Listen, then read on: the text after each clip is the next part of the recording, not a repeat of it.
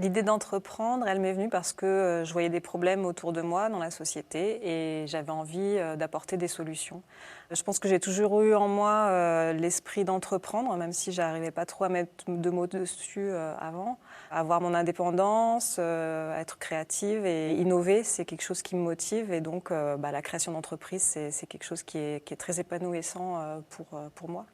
Éthique, on est finalement les BLM du futur. C'est les bureaux à loyer modéré, des espaces de travail fonctionnels, de qualité, qui sont dédiés aux tout petits acteurs du développement durable.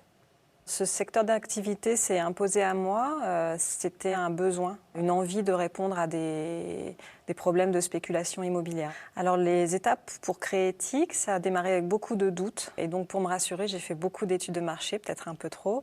Les outils que j'ai utilisés, au tout démarrage, c'était des outils type les business plans de la PCE, les sources d'informations, où aller chercher l'argent, les réseaux à intégrer, etc. C'est vrai que j'étais en pépinière, donc c'est vraiment bien de ne pas se sentir seule et d'être dans ce genre de lieu. Et puis en ce moment, je suis plus sur des réseaux. Le fait d'adhérer par exemple au Move ou à NIAC, ça permet de pouvoir rencontrer d'autres entrepreneurs et pas se sentir seule et vraiment de continuer à innover dans nos entreprises.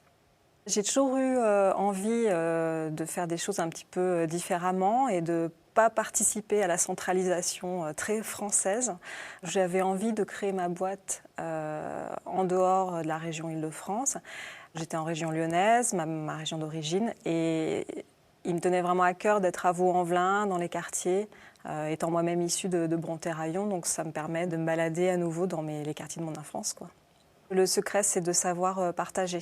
Quand on rencontre des difficultés, c'est vraiment important de s'entourer. Il ne faut pas rester seul. Qu'on ait des employés ou pas, il y a toujours des gens vers qui on peut se tourner pour partager ses problèmes. Ça permet de prendre du recul, de relativiser et de ne pas faire de bêtises. Si j'avais un conseil à donner à ceux qui veulent entreprendre, c'est il faut foncer. Il faut y aller. Moi, je regrette de ne pas l'avoir fait plus tôt. S'il y a l'envie, il faut y aller.